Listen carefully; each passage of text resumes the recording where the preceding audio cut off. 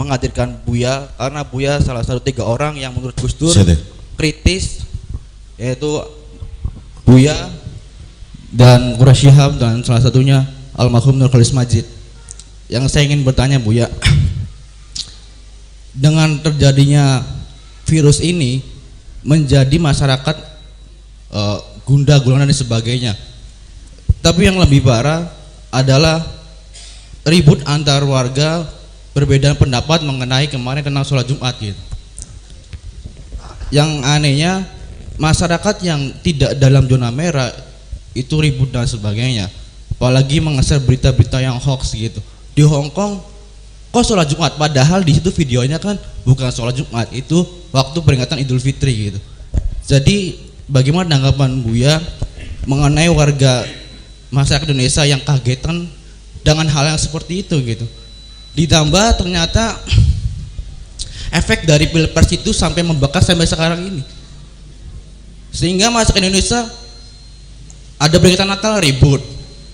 Tidak bisa yang namanya toleransi berbeda pendapat, bahwasanya ya udahlah, NTB pendapatnya A, saya pendapatnya B, gak apa-apa. Tapi kan yang permasalahannya sekarang itu seperti itu ya, kita nggak bisa yang namanya berbeda pendapat, yang ada ribut-ribut dan sebagainya.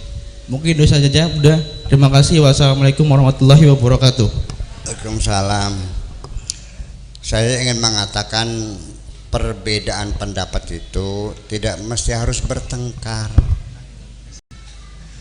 Kalau ada orang bertengkar, saya pastikan tidak bertengkar dalam masalah agama. Agama tidak pernah menimbulkan pertengkaran, yang ada kepentingan-kepentingan. Betul nggak?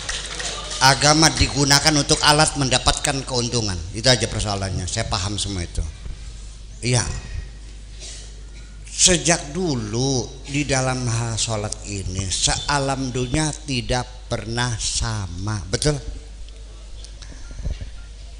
Nah, ketika saya bertanya,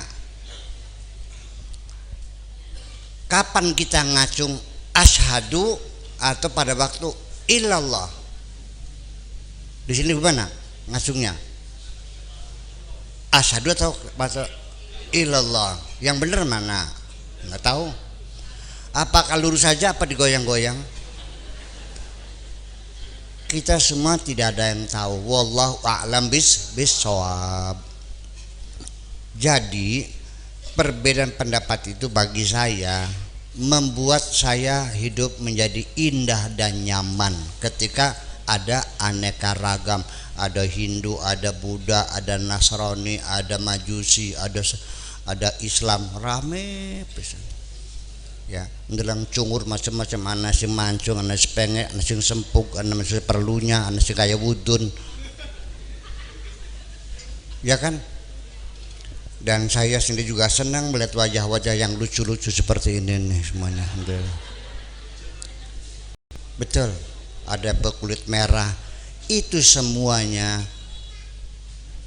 wa min ayatihi, tanda-tanda kebesaran Allah, ikhtilafu alwanikum, warna kulit kita berbeda-beda, wa ikhtilafu alsinatikum, bahasa berbeda-beda, syu'uba wa qabaila, suku berbeda-beda. Itu semuanya pertanda hebatnya Allah. Kalau engkau tidak mau menerima pluralitas sebagai realita, berarti Anda tidak menyetujui kebesaran Allah. Ibu-ibu kalau masuk kebun binatang Ragunan, berapa bayarnya? 50.000. Iya. Setelah masuk ternyata ning jero ning isine kunyuk kabeh. Kebun apa, Bu? Kebun kunyuk. Baru kita merasa nyaman karena di situ ada anak ketek, anak kunyuk, anak cemera. Kan enak, nyaman. Ini kita harus seperti itu. Bagaimanapun juga pada akhirnya ketika agama kita berbeda-beda, suku berbeda-beda, bahasa berbeda-beda, budaya berbeda-beda, bagaimanapun ini satu komitmen kita bangun common society, masyarakat bersama yang masing-masing menghargainya. Betul enggak?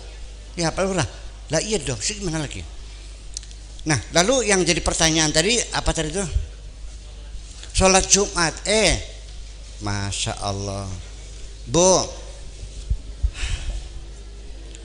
Allahu Akbar, lagi sembahyang nih, tiba-tiba motor kita meng, ada yang nyolong, diterusin sholatnya apa gedak maling? Udah paham, tebir aja gitu, selesaikan sholat dulu. Lagi sholat Allahu Akbar, ada anak-anak jatuh ke sumur, plung, tulung, nerusin sholat pandulung anak dulu. Gimana lagi, kok bingung? Apalagi sholat haji saja pernah diliburkan kok. Ketika perang dunia kedua libur haji itu nggak ada. Ya dong, keselamatan lebih utama sih, gimana lagi? Dan pada dulu, pada zaman Daulah Umayyah ketika rajanya Yazid bin Muawiyah, itu juga haji libur karena Ka'bahnya digempur. Karena Abdullah bin Zubair adalah memisahkan diri, separatis, bikin negara di Hijaz, digempur oleh Yusuf al-Hajjaj, Ka'bahnya diratakan dengan tanah, libur hajinya. Lah iya dong. Nah, kalau virus corona sudah betul-betul nyata berbahaya, kan begitu? Ya apa salahnya sholat diliburkan dong? Apa salahnya? Tapi ini saya belum putusan. Tidak bisa saya memutuskan ini. Saya bukan mufti, saya bukan MUI ya gitu. Silahkan dimusyawarahkan bagaimana hukumnya. Tapi pikiran saya mengatakan why not? Mengapa tidak? Kalau memang berbahaya, betul nggak? Nih, Jumat di rumah ibu lagi sakit, nungguin ibu sakit. Apa pergi Jumat? Apa nungguin ibu lagi sakit parah ini? Hah? Oke. Kita lagi berada di daerah lain, sedang di Bandung. Di sana Allah Akbar azan Jumat, wajib sholat Jumat enggak? Enggak. Kita lagi sakit, enggak. Jadi artinya bahwa sampai sekarang masih ada orang yang mengatakan sholat Jumat itu tidak wajib, yang wajib zuhur. Makanya habis Jumat sholat zuhur. Di sini ada enggak? Ada. Itu bisa ada. Wajib zuhur. Jumat mah rapat mingguan tuh mah. Jadi habis Jumat terus sholat zuhur. Di kertas maya masih sholat zuhur. Sholat Jumat zuhur. Jadi kalau hal yang berbahaya, apalagi virus corona sudah merebak kemana-mana, orang Italia panik semuanya, mati bergelimpangan, sedangkan berkumpul ini menjadi penyebaran virus lebih cepat. Ya apa salahnya? Menyelamatkan nyawa masa nggak boleh? Menyelamatkan nyawa masa nggak boleh? Kita lagi perang, boleh nggak sembahyang sambil nembakin musuh? Boleh, nggak ada masalah. Petani ini nelayan nih, di Kejawanan tuh banyak nelayan yang tidak sholat. Alasannya apa? Ya angel. Di mana angelnya? Wudhunya ya pakai air laut. Tapi jangan kumur-kumur ya. Muka sama tangan saja, lap aja. Gitu. Terus gimana? Ya sudah, kamu menghadap kiblat, Allahu Akbar. Nanti kapalnya mubeng, ya kamu nggak usah mubeng. Jadi artinya saya tidak bisa mengatakan apapun kecuali saya pesan ibu-ibu sekalian, jangan sampai kita umat Islam merasa terbebani dengan sholat. Paham nggak? Bahwa kita itu adalah kebutuhan kita, sholat ini bukan terbebani. Jangan dikatakan sebagai kewajiban semacam itu. Udah, kita cerita lagi. Apalagi sholat Jumat. Saya punya teman, mondok dulunya pesantren di Babakan. Dia kerjain supir PPD. PPD itu supir bis kota Jakarta. Alhamdulillah 10 tahun sudah nggak sholat. Padahal ngajinya pinter loh. Kenapa? Ya susah sholatnya, bagaimana sih? Masa mobilnya diparkir dulu, saya sholat duhur, nanti asar mandek lagi, ya bisa dimarahin orang. Jadi gimana? Ya nggak sholat, yang ngaco itu mah. Sholat aja. Gimana caranya? Kamu ngambil mobil jam berapa bus tuh? Jam 1, oke. Jam 12 kamu masuk ke depot. Sebelum ngambil bus kamu sholat duhur, ditarik asalnya menjadi jamaah takdim, oke. Terus muter-muter waktu itu